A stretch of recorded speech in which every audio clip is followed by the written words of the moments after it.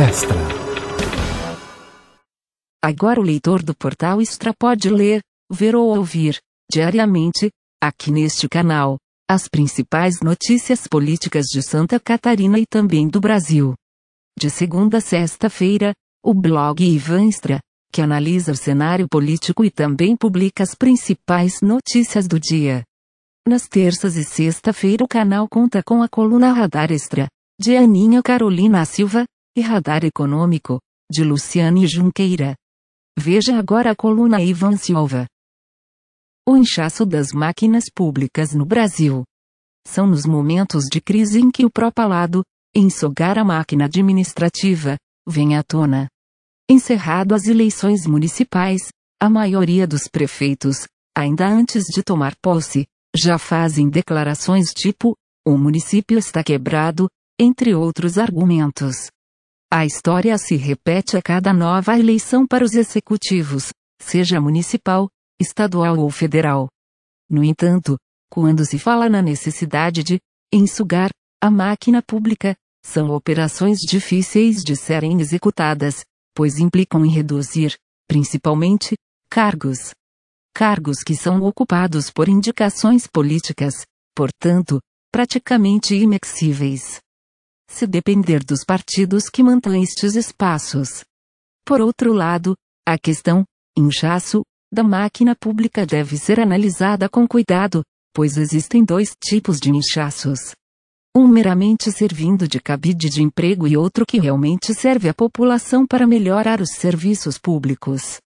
Ou seja, na medida em que os investimentos em saúde e educação aumentaram nos últimos anos, é natural que, para a execução e manutenção desses serviços, sejam necessários recursos humanos adicionais. Mas isso não quer dizer que não haja desperdício a ser contido. A realidade mostra que o inchaço, digamos, tanto do bem como do mal, se dá em todas as esferas de governo, seja federal, estadual e municipal, independentemente da orientação político-ideológica. Esse desperdício ou benefício inclui também o número de pastas exageradas, além das pastas que têm atividades sobrepostas e não muito bem definidas. Nos discursos e opiniões de especialistas, os argumentos são idênticos, que podem ser explicados em poucas palavras: excesso de ministérios e secretarias, de cargos comissionados que só serve para abrigar a base aliada e a urgência de uma reforma administrativa, afirmam. Aí também entra o discurso famoso do cortando na própria carne, ou seja, fazendo uma reforma administrativa que simplifique a estrutura do executivo. Nesse caso, para termos comparação, deixamos o governo estadual e ficamos com o federal. O número de ministérios e secretarias com status de ministério no Brasil. Ao todo são ministério com 25 pastas é muito maior do que em países como a Alemanha, com 14, Estados Unidos, com 15, ou mesmo vizinhos como a Argentina, com 14 e o Chile, com 22. O atual presidente Jair Bolsonaro, que fez campanha pregando a redução do Estado, também não cumpriu o que fez em discursos, e o país conta, hoje, com 23 ministérios. No Brasil, como um todo, nacional, estadual e municipal, essa forma de gestão caminha na contramão da história. É de tudo aquilo que seria o ideal para a administração pública, não só aqui, mas em qualquer país.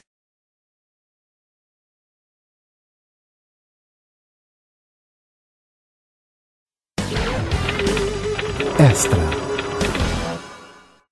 Em reunião com prefeitos, governo do estado define novas medidas para enfrentamento da Covid-19, como toque de recolher.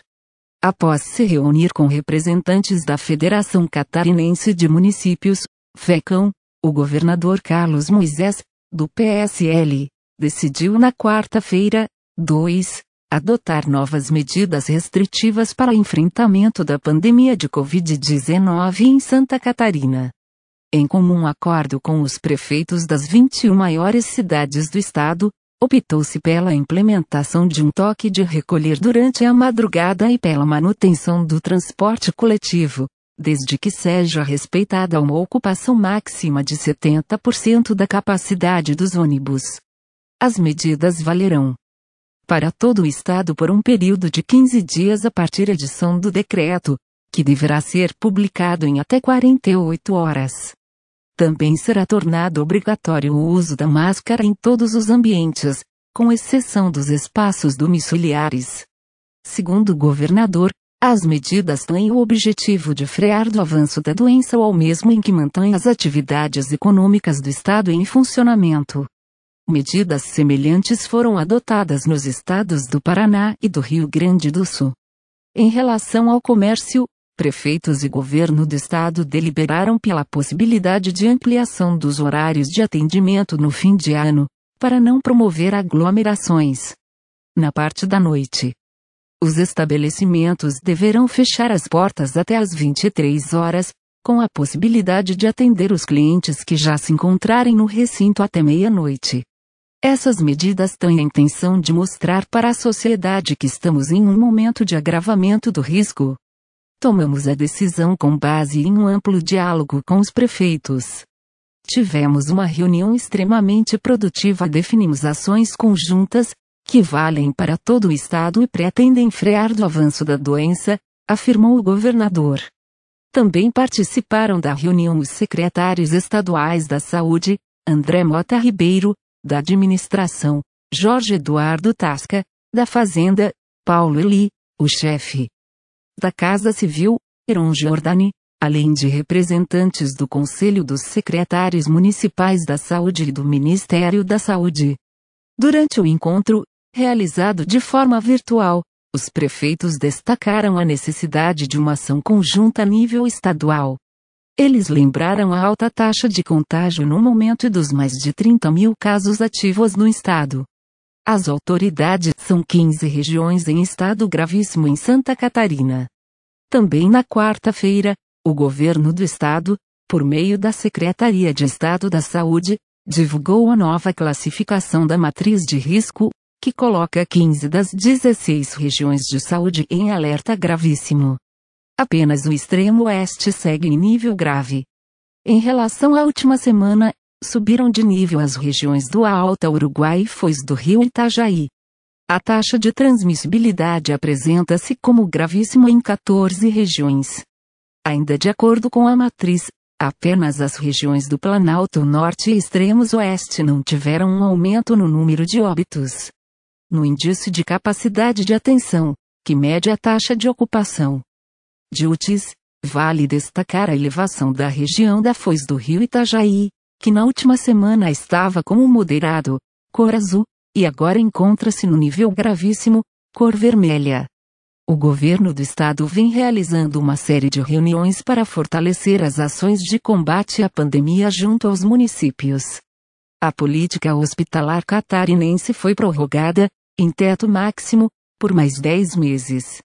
Desde o dia 24 de novembro, data de divulgação da última matriz, Santa Catarina registrou 46.545 novos casos e 325 óbitos causados pela Covid-19. Veja também projeto de lei abre caminho para a volta das aulas presenciais em Santa Catarina. Um debate acalorado marcou a votação, pelo plenário da Assembleia Legislativa, na quarta-feira, 2, de uma subemenda ao projeto de lei que, na prática, autoriza o retorno das aulas presenciais em todos os níveis de ensino em Santa Catarina. Após um intenso debate, que começou contrapondo o autor da subemenda, deputado Bruno Souza, do Novo, e a deputada Luciane Carminati, do PT, e teve a participação de mais 12 parlamentares. O projeto de lei foi aprovado por maioria dos votos. Votaram contra os deputados Fabiano da Luz, Luciane Carminati, Neudi Sareta e Padre Pedro Baldissera, todos do PT.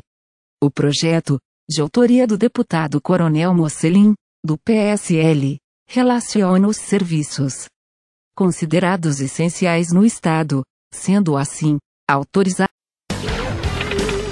Extra. Peço a gentileza para deixar o seu like no vídeo. Aperte no botão para se inscrever. Ative o sininho de notificações, fique atento aos próximos vídeos. Obrigada e aguardo vocês sempre prestigiando e ajudando a divulgar este canal.